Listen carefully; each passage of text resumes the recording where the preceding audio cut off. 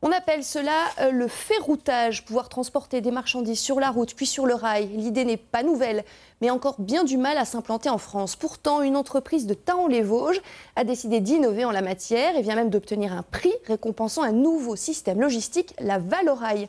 Un système qui suscite l'intérêt des acteurs économiques de la région. Cécile Boisson, Boris Kratchmar.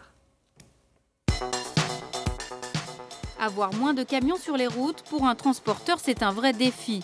L'entreprise vosgienne MGE l'a fait grâce à la Valorail, un système breveté et primé qui permet à cette caisse de récupérer la matière première grâce à ses lames mouvantes pour l'utiliser sur route comme sur rail.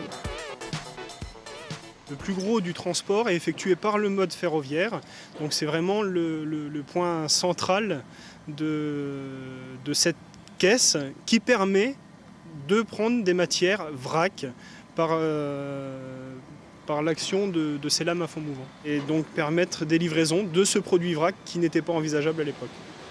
Sur une année, quand 30 000 tonnes de papier vrac empruntent le train plutôt que la route, c'est 900 tonnes de CO2 qui ne sont pas rejetées dans l'atmosphère.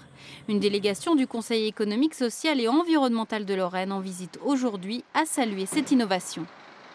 Le grand public ne se rend pas compte, mais il y a de plus en plus de développement de ce qu'on appelle la multimodalité, c'est-à-dire qu'on transporte de moins en moins par camion, mais par des remorques qui sont ensuite sur le rail. Donc ils nous ont expliqué un petit peu les difficultés que ça représentait, mais aussi la volonté d'aller de plus en plus vers ce type de développement. Et bon, donc ça, c'est quand même des choses plutôt intéressantes.